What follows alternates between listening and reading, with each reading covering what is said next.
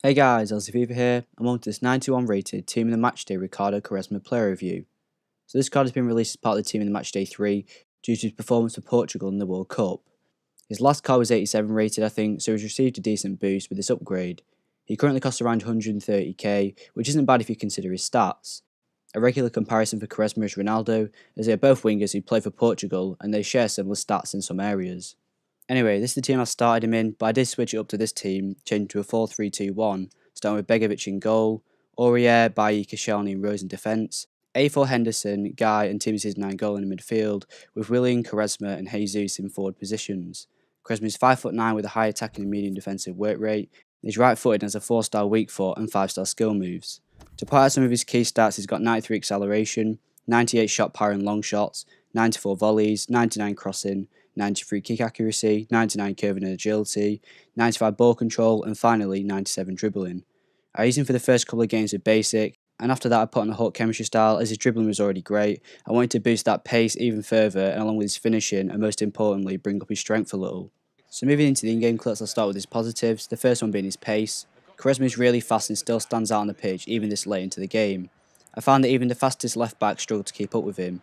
He reaches top speed very quickly, and when he does, you can just sprint down the field with him. This is a massive positive of the card, as his regular card only has 83 pace, making it hard for him to be used as a proper winger built for FIFA. What also contributes to him feeling fast on the pitch is his amazing dribbling, ball control and agility combination.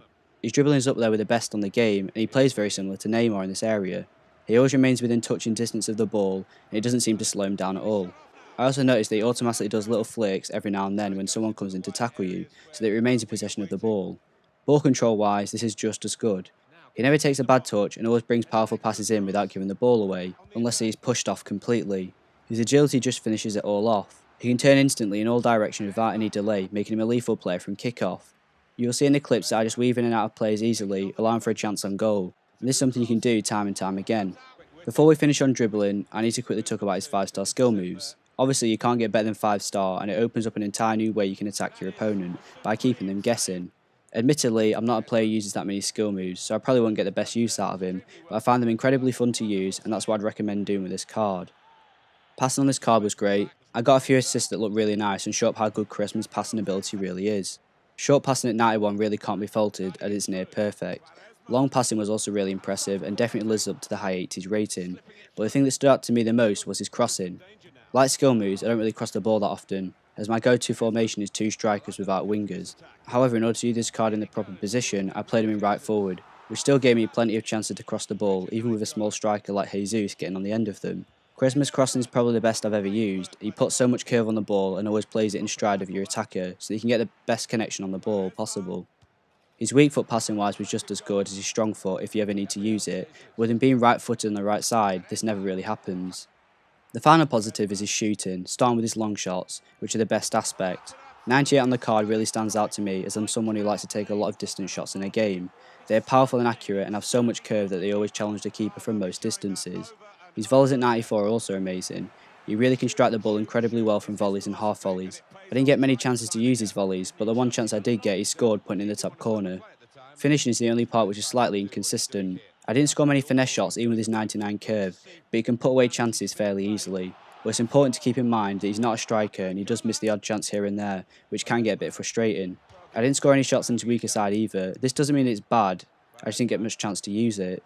I hit the post once and the other one went miles wide, so overall I guess it's okay for simple chances, but not much else. Before we go into the negatives, I want to talk about his stamina.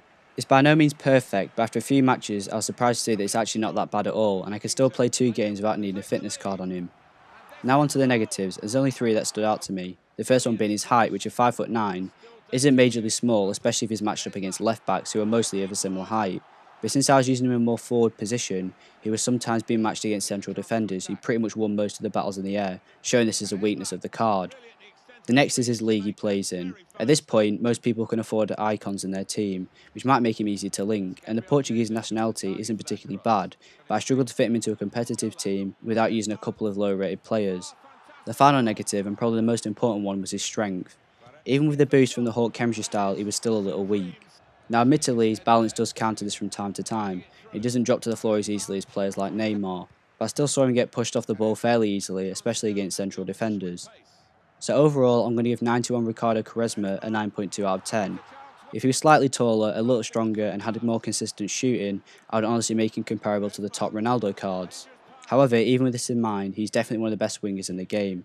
It's just a shame that he isn't in one of the top leagues. His dribbling and 5-star skill moves makes him one of the most enjoyable cards to use in the game, and combining this with his good shooting and passing ability, he has all the essential pieces to be the complete winger. Thanks for watching. If you enjoyed the video, please leave a like and don't forget to subscribe, and to request any future content, please leave a comment in the comment section below, and I'll be sure to reply.